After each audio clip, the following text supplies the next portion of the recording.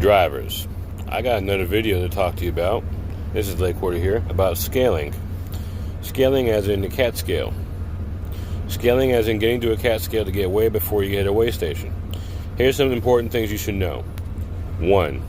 It helps to know the weight of your tractor full of fuel and your trailer empty before you get loaded. Here's why. You will know where to shift your weight when you go to scale yourself on the cat scale. Like, for instance, I've driven my truck I'm in now, 2016 Freightliner Cascadia. I've about got to a science of how the steers feel when I'm front heavy versus rear heavy. This means I can literally eyeball when I go to get a load and I slide the tandems back. I can literally eyeball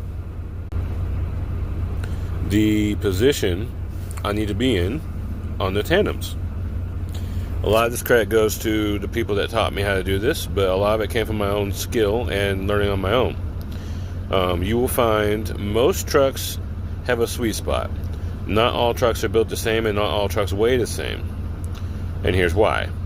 A Freightliner Cascadia, a different year, will weigh more or less than a younger year Cascadia, and a Volvo is also a heavier truck than a Freightliner, or International, or Western Star. It just varies on the truck. Now bear in mind, fuel weighs about 7 to 9 pounds a gallon. Okay? So you need to keep that in mind. You also have, as I've mentioned in another video, if you have an APU, they generally weigh between 300 and 500 pounds. This is non-transferable weight. If you have snow chains, I made a video about that with the APU. And I probably made an error. I'm talking about the large chains that cover both dual tires, and these usually come in either pairs or there's a set of 4. 4 chains will weigh about 1,000 pounds. The APU can weigh about 500 pounds or more. So you have that weight on top of what your truck already weighs. So what you have to do is calculate that in, and remember, the farther up your fifth wheel is, the more weight goes on your steers in particular, and your drives.